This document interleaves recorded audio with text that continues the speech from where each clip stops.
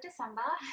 It is quite, I'm not going to say late at night because it's only, what, 20 past 7, but I haven't done anything really today that's worth filming. Nate's been sick. We think he might have a stomach ulcer. So he's been not feeling the best today, so he's going to go see the doctor on Tuesday next week. That's the earliest he can get in to see the doctor because they're fully booked. They're honestly always fully booked since COVID hit. It's like almost impossible to get into the doctors these days.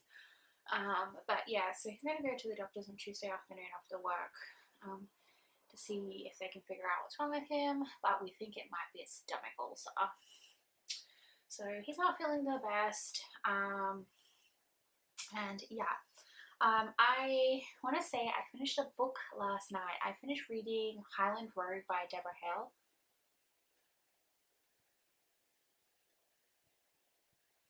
I think it's raining. Yeah, I think it's raining. I can't tell because I've got the aircon on, so it blocks out all the sound. But I think it's raining. We're supposed to be getting hit by a storm soon, so yeah.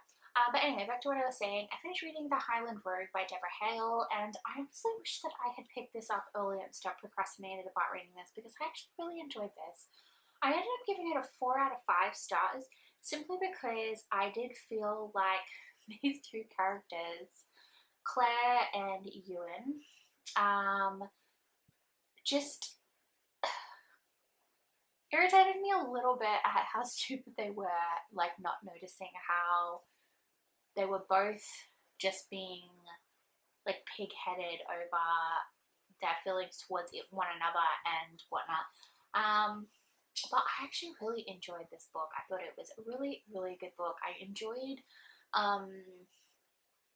hearing about like the Scottish countryside and some of the Scottish traditions. My family come from England, Ireland, and Scotland. So this is, you know, a part of who I am. Like my mum is from England. I was born in Australia, but my mum was from England.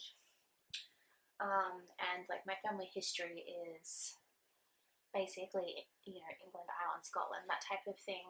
But like the Scottish part of this book was really interesting because Claire is English, Ewan is Scottish. And the one thing I did like as well is reading this.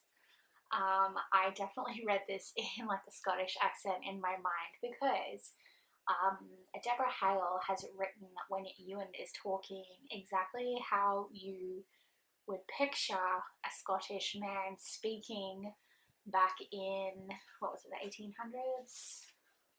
I think. Yeah, in the 1800s. And so it really created, I think,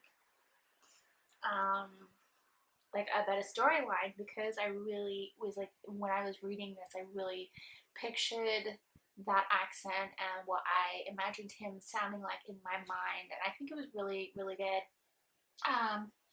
I would have liked, though, seeing this is only a small book, it's 296 pages, I would have liked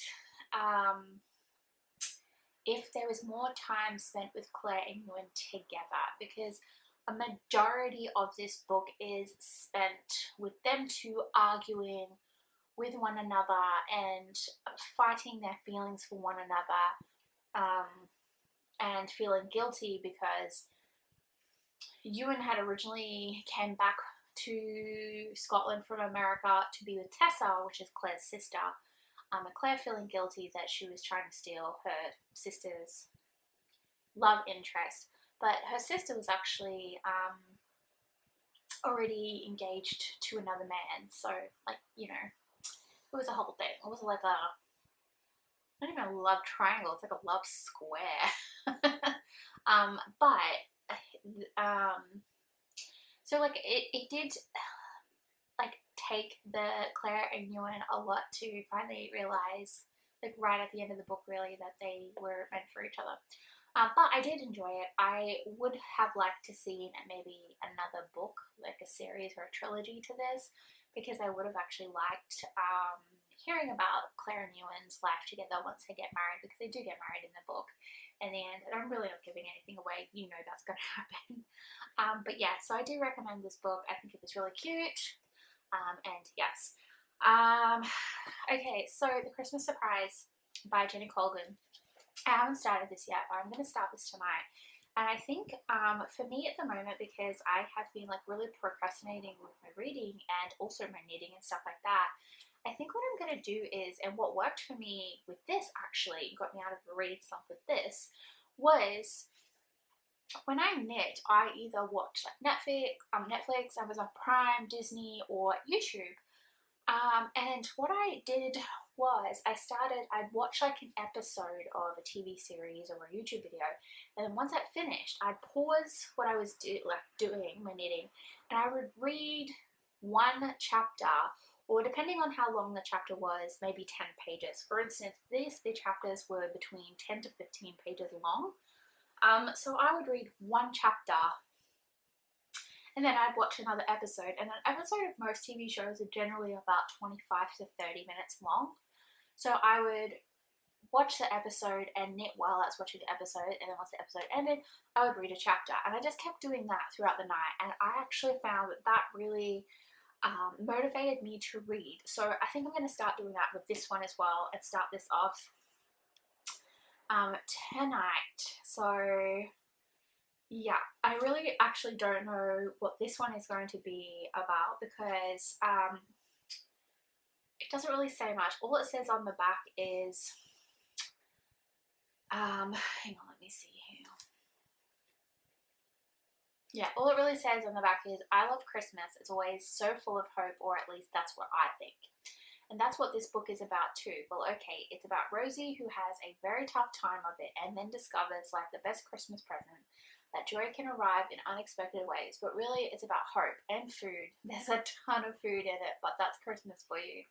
So if you were buying it as a gift, buy it for someone who likes A, joy, B, hope, and C, food. And if it's for you, I so very much hope you enjoy it and that you have a wonderful Christmas, Jenny. So I honestly don't really know what this one's about, because it seems to be a little bit different than the first two books in the series. So I'm actually really excited to, you know, look into this. But I also, when I was flicking through this afternoon, noticed that there is recipes in here. So there's one for Christmas tree cookies, salt dough decorations, figgy pudding, galette des rois, I'm not sure what that is, Yule log, and yeah. So super excited to get a start on that.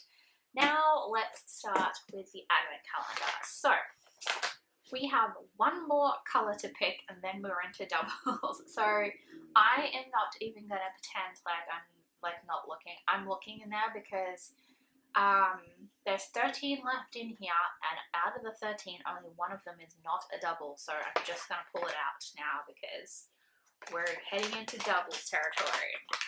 So I believe it's this one. So it's this one right here.